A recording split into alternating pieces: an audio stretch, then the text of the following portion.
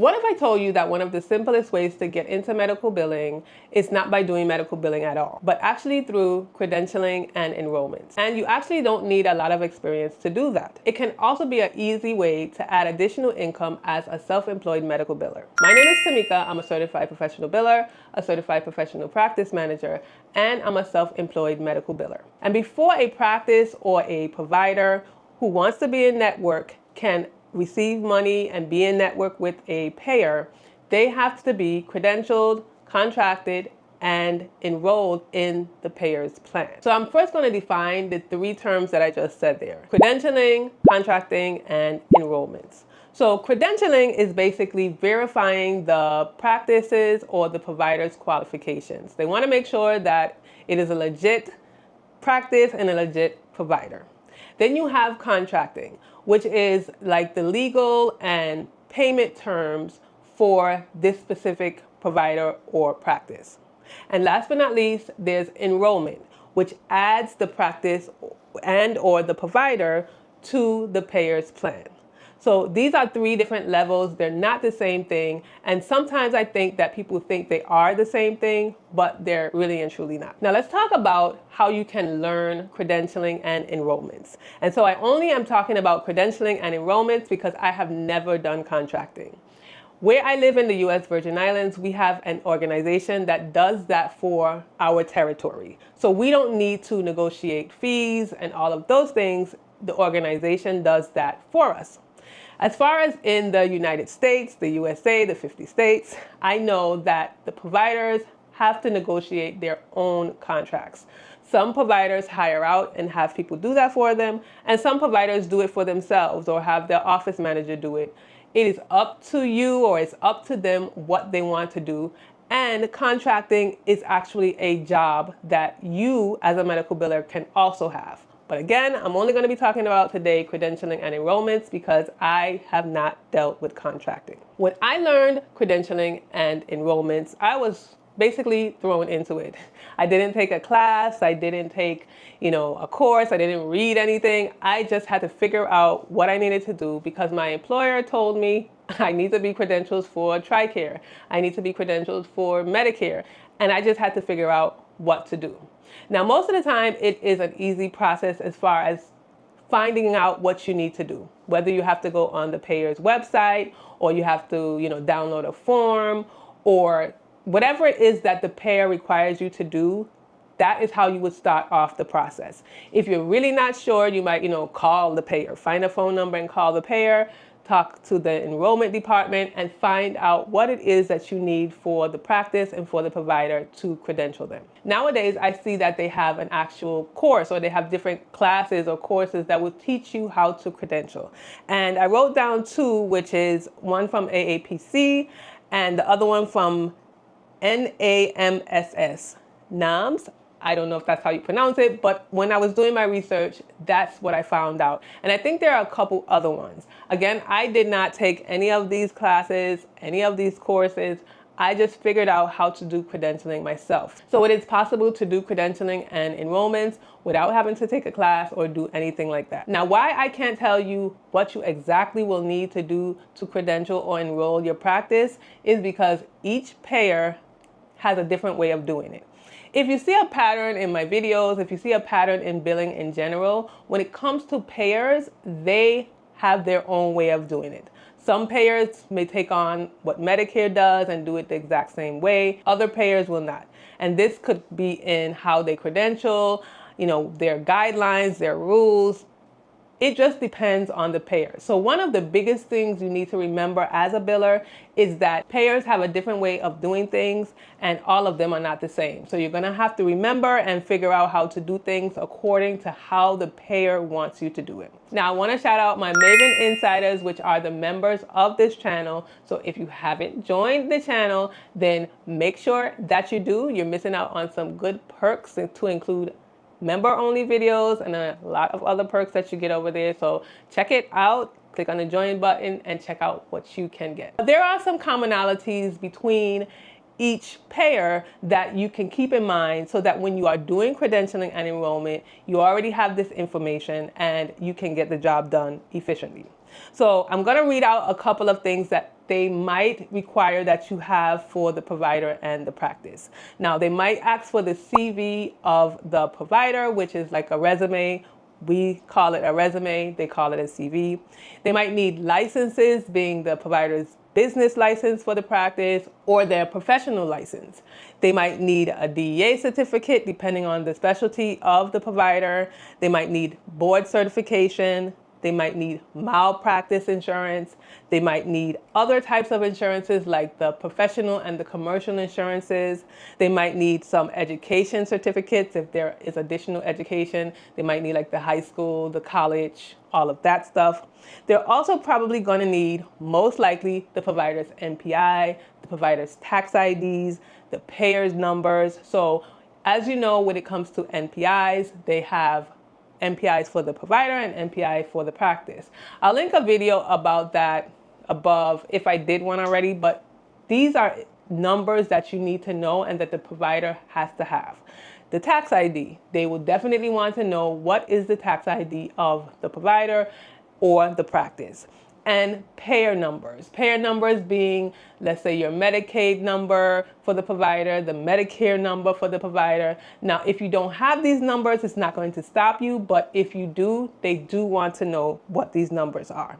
Of course, they're going to want to also know demographics. So if this a provider you are credentialing, they're going to want to know the name of the provider, the address, the date of birth, the telephone numbers, fax numbers, emails, address. All of that stuff they're going to want to know. They want to know that for the provider and for the practice. So if there is more than one provider that you're going to do, or you're going to be credentialing and enrolling into their plan, then they're going to want to know the information for all of those people. They're also going to want to know about the business's legal structure. Is it a sole proprietor? Is it an LLC? Is it a corporation? These are the things that they will definitely want to know when it comes to credentialing. References is something that I have probably done once when it came to credentialing. I didn't have payers that wanted a lot of references, but I think it was a specialty that was not common, I guess I can say. Because when it comes to ophthalmology, cardiology, all of those things, most likely you need a lot of those, and they will credential you. But when it comes to other specialties that's maybe more really specialized, they might only need one or two of these in their plan. And so they might ask for references just to make sure that, they want to bring this provider within the plan. Now, when I mention enrollments, I'm not just talking about when the provider is enrolled or registered within that payer's plan. I'm also talking about enrolling the provider into EDI, which is submitting the claims electronically, or ERAs, being able to receive electronic remittance advice, or EFTs, being able to receive electronic funds transfers. You also have to enroll the provider in that. And I don't want to say you also have to, because actually you don't. A lot of payers don't require you to do that, but I think they prefer you to do that. So something like EFT, where they would give you the option to receive like a direct deposit of the payments, you may decide that you don't want to do that, and you may want to receive virtual credit cards, or you may want to receive paper checks. Now, I always recommend doing EFTs because you receive the payments faster. They go directly into your account. You don't have to worry about going to the bank, cashing checks, and you don't have to worry about getting a fee, because when it comes to those virtual credit cards, they sometimes charge you for doing that, and they also charge you, of course, through your merchant when you key in the number for the credit card. So the provider is losing money that way because they're not getting the full amount of the credit card. So actually, I always recommend EFT, but you don't have to do that. But when I'm talking about enrollments, I'm talking about all of these things. So when you have to enroll in some of these things, like let's say EFT, you need to know the bank information for the provider. Or if you want to enroll in ERAs, you need to know like the clearinghouse and the practice management system that the provider uses. Now, all of this information you will be getting from the provider. So it's not something that you have to make up. It's not something that you're just supposed to know. So this is what makes it easy. How you can charge for it or why you can charge for it is because providers don't want the hassle of filling out forms, of going back and forth with the payers to see if it was received, to see if they're missing any information, to, stay up on it, because this is also things that you're going to have to do when you're credentialing or enrolling a provider. Sometimes you may have a little bitty error, something that you missed. You missed the number in the banking account information. You missed the copy of the certificate that the provider has.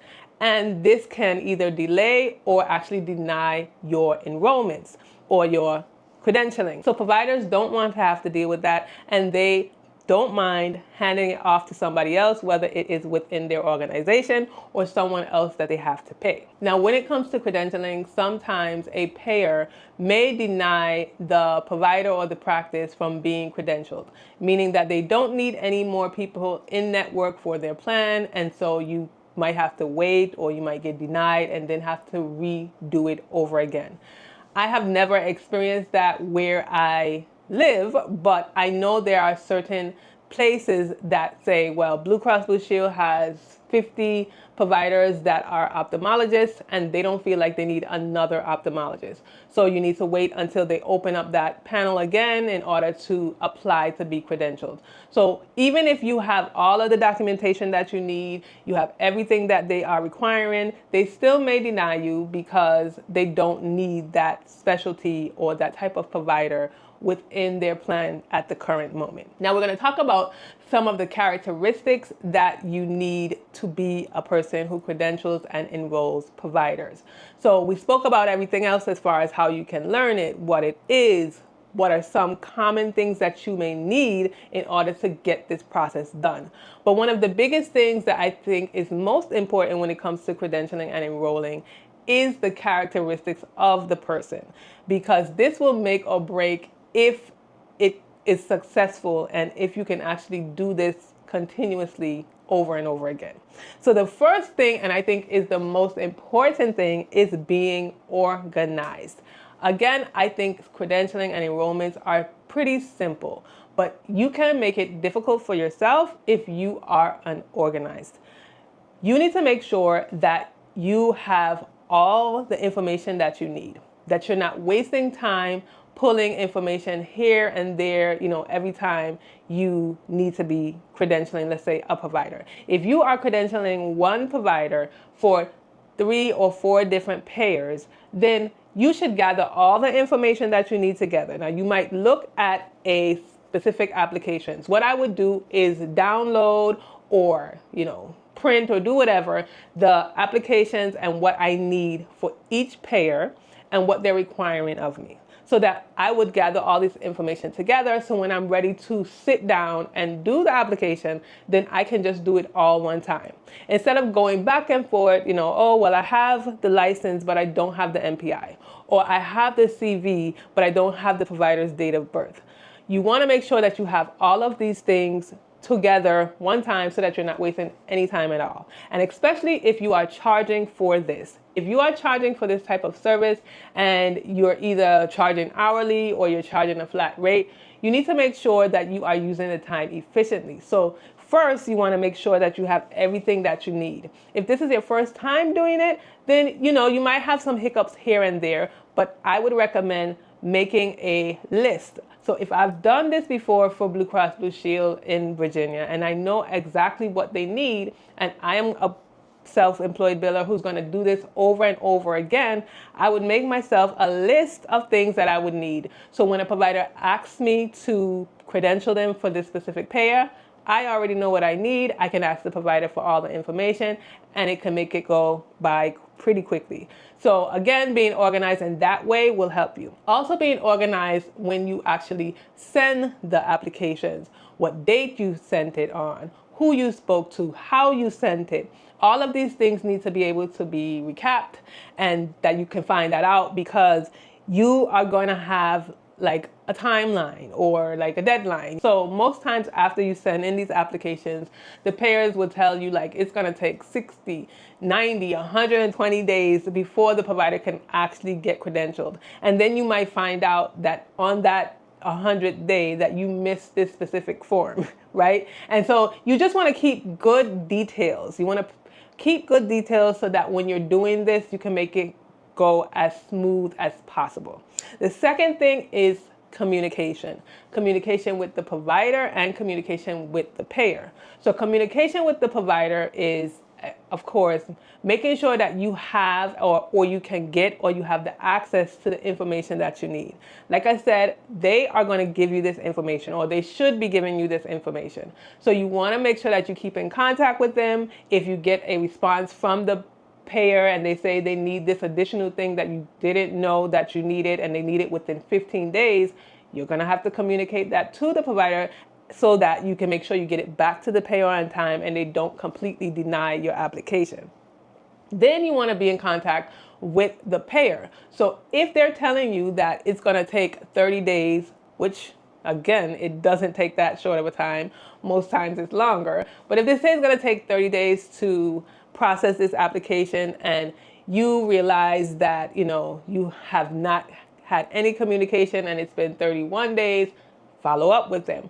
That goes back to being organized, because you need to make sure that you have all of this information down, and you don't want to hold up the process of the provider becoming in network with the payer because now you are lacking or you're laxing on what you need to do. So having good communication skills between you and the provider and you and the payer will help you work more efficiently. And the third thing is that you need to have patience, because when it comes to credentialing and enrollments, as you have heard, it can be pretty simple.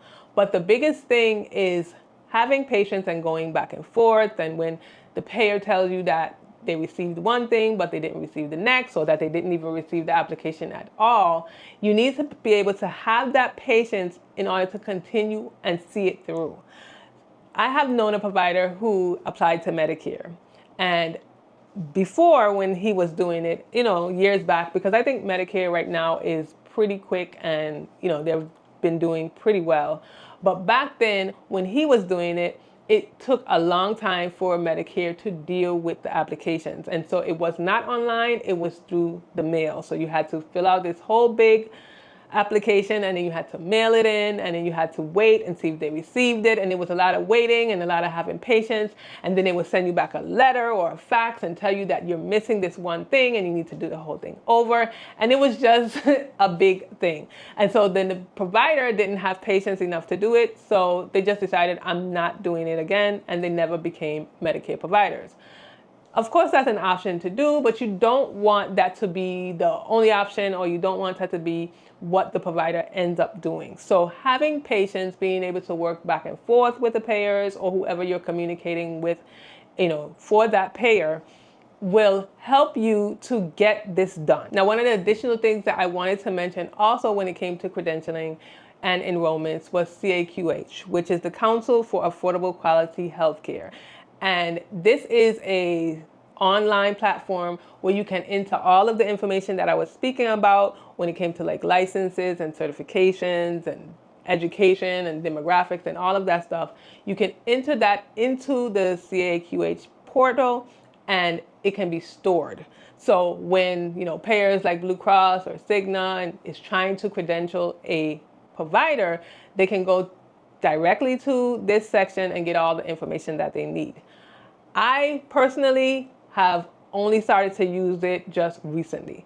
Before, we didn't have that, and a lot of the payers did not use that. So even though we have it now and it sounds nice and convenient, there are still some payers that do not use CAQH. And so you have to send in the information in a different way.